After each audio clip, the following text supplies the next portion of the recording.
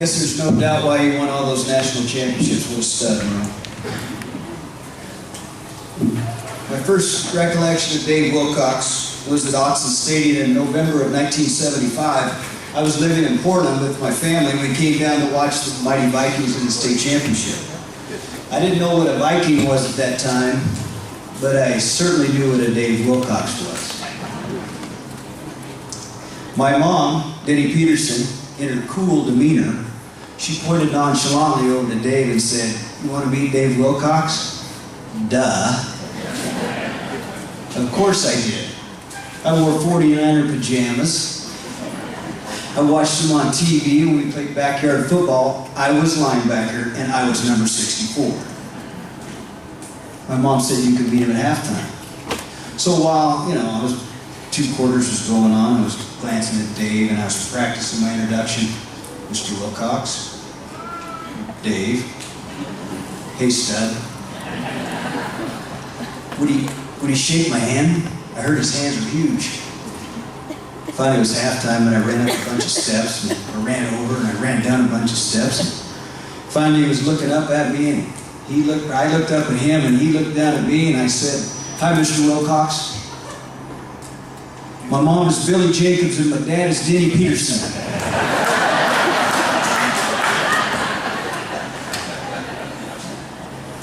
He chuckled, he put his hand on my head, gave me a tussle, and to this day I truly believe that the weight of that hand is the reason I'm so short.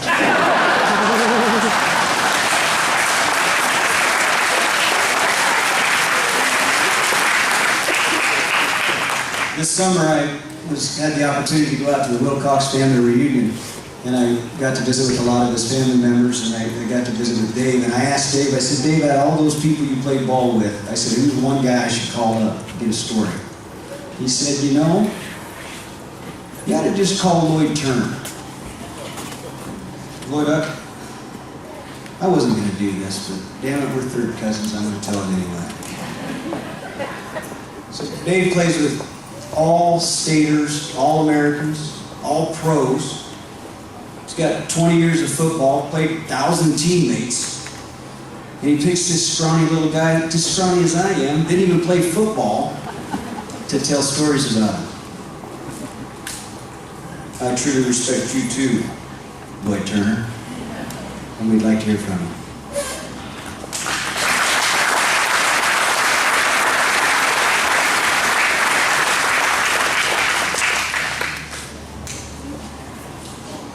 What a surprise that was. He actually admitted he's a relative of mine. No real big stories, but I want to start off by adding my congratulations to Bob and Merle. Very well deserved, both of you. And I get to share a few things about Dave, who's certainly deserving as well. As you all know, Dave began his athletic career here in Vail at the high school. He was a three-sport athlete, playing football, basketball, and baseball. Well, actually he participated in a few more sports, but I'll talk about that later. So, I know you're all well aware of how good a football player Dave is. He played offensive and defensive end for the Vikings during his sophomore, junior, and senior years. And as a senior, he even ran the ball a few times in short yardage situations. And I don't think it's a coincidence that during the 3 years that Dave played varsity, the Vikings won the state championship twice and finished second the other. He was also a very good high school basketball player. His strength made him a good rebounder and defender, and because he had such good hands, he was also a good passer and scorer as well. As a senior, he led his team to the state tournament in Coos Bay, made the all-tournament first team, and then later was named second team all-state by the Oregonian. And now let me explain the playing or participating in a more than three sports thing. One day his senior year, Dave stopped by a track practice after his baseball practice had ended. As a lark, he picked up a shot put, and basically just standing flat-footed, he was able to heave that shot so far that a few days later, the coaches took him to the district track meet. At district, again with very little technique, but with a whole lot of strength and natural athletic ability, he not only placed, but he actually won the event.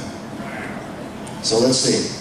Dave led us in football, he led us in basketball, he led us in baseball, and at the district track meet, he wins an event that he barely even practiced.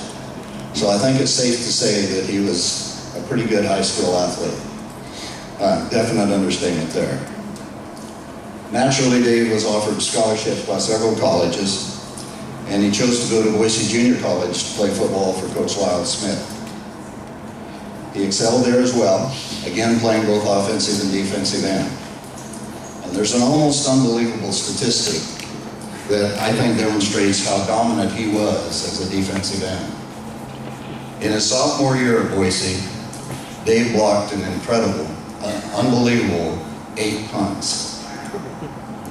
Now, to put that into perspective, if you block 1 or 2 in a career, that's memorable. But 8 in one season, that's just off the charts good. So it's no reason he was a junior college All-American both years there. From Boise, he transferred to the University of Oregon, where he played offensive guard and defensive end for the Ducks. He was outstanding at both positions, and if you read your program, as mentioned in there, after his senior season, he was selected to play in the 3 major All-Star games at the time. And by this time, of course, he had caught the eye of the pro scouts, and after signing with the 49ers, it didn't take him long to find out what kind of player they had. He broke into the starting lineup early in his career, and early in his rookie year, and went on to have 11 outstanding seasons as an outside linebacker. And to illustrate just how good Dave was as a pro, consider this. At the end of each season, the 49ers rated each of their players based on their performance. In the rating system they used, the benchmark score for good linebacker play was 750. 750. In 1973, Dave's score was 1,306. So if you think about that, that means he was almost twice as good.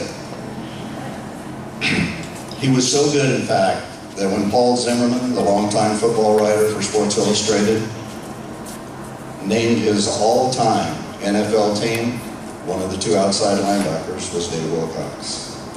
He was so good that in 2000, he reached the pinnacle of success for a football player when he was selected and inducted into the Pro Football Hall of Fame.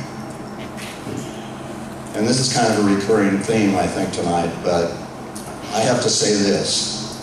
Dave deserves this wonderful honor tonight, not only because he was a heck of a football player, but also because he's just a genuinely good person. I know firsthand what a good guy Dave is. We shared an apartment all 4 years of college, and I can honestly say that during that time, we didn't have a single argument or disagreement. And believe me, that had a whole lot more to do with his temperament and demeanor than it did mine. Now let me share a situation that I think clearly illustrates the kind of person Dave is. A few years ago, the officials at the University of Oregon approached Dave about naming one of their practice fields after him. Dave told him he wasn't really comfortable with that, since his brother John and both of his sons Josh and Justin had also played there.